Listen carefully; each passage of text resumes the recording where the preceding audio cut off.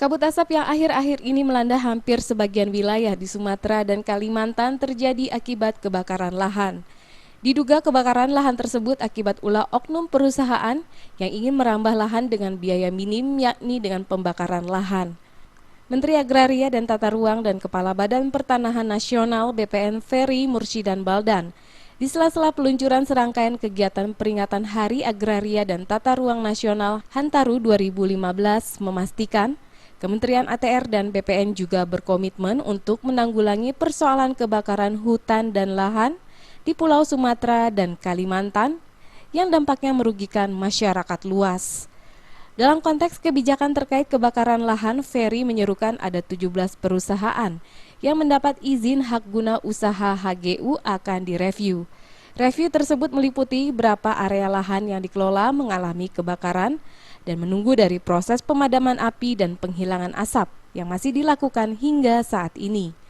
Sehingga bagi 17 HGU yang terbukti area lahan yang dikelolanya terbakar, maka jumlah yang terbakar penggunaannya akan diambil alih kembali oleh negara dan tidak bisa mereka kelola.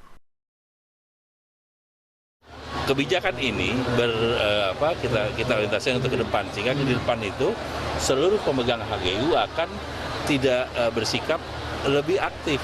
Dia tidak membiarkan lahannya terbakar, karena semakin luas lahannya terbakar maka itu akan kita enklafkan. Jadi sikap proaktif untuk ikut memadamkan, ya kan, selain digambut misalnya dibuat semacam parit, ya kan, penyirapan embung di beberapa titik.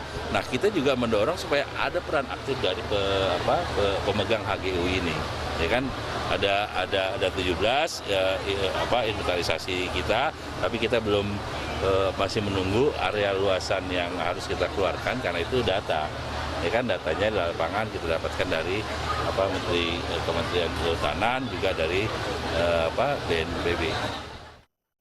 Atas kebijakan yang dikeluarkan tersebut, Ferry berharap perusahaan yang memperoleh HGU dapat memiliki sikap tanggung jawab dan proaktif menjaga kelestarian lingkungan lahan yang dikelolanya agar tidak dikurangi luas arealnya oleh negara. Dari Jakarta, Maria Magdalena dan Rifan Alfidian melaporkan.